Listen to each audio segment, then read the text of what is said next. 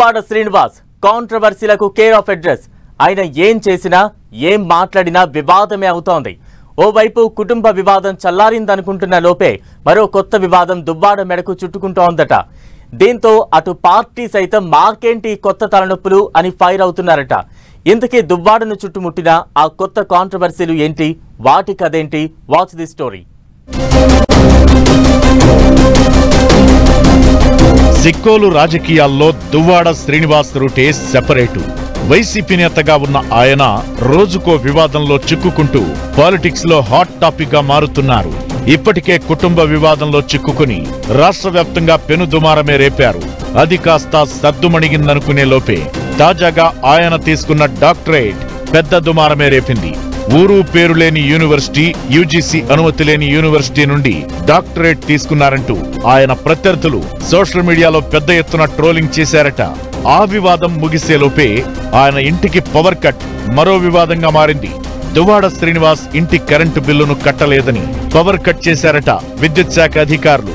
దీంతో ఆ అధికారికి ఫోన్ చేసిన దువ్వాడ నోటికి ఎంత వస్తే అంతలా మాట్లాడారట. దళిత అధికారిపై ఇలా దుర్భాషలేంటంటూ లీక్ అయిన ఆడియో ఇప్పుడు వైరల్ గా మారింది. ఇలా దువ్వాడ ఏం చేసినా అది వివాదాలకు, కాంట్రవర్సీలకు దారితీస్తుండడం ఇటు వైసీపీ అధిష్టానానికే కాదు, అటు ఆయన అనుచరులకు సైతం మింగుడు పాఠం లేదట. దువ్వాడను నిత్యం వివాదాలు వెంటాడుతుండడంతో పార్టీ అధిష్టానం కూడా ఆయనపై చర్యలకు దిగుతోంది.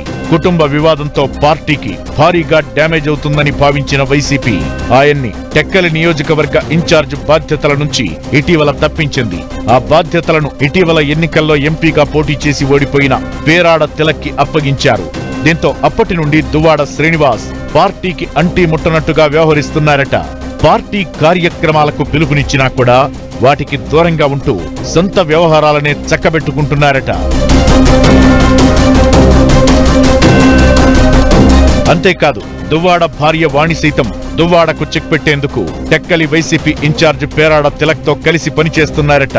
ఓవైపు కుటుంబ వివాదాలు, మరోవైపు వరుసగా చుట్టుముడుతున్న కాంట్రవర్సీలు.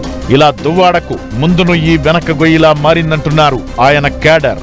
వరుస వివాదాలు వెంటాడుతున్న దువ్వాడ ప్రస్తుతం తన సహచరి దివ్వల మాధురితో కలిసి వస్త్ర వ్యాపారాన్ని ప్రారంభించారట.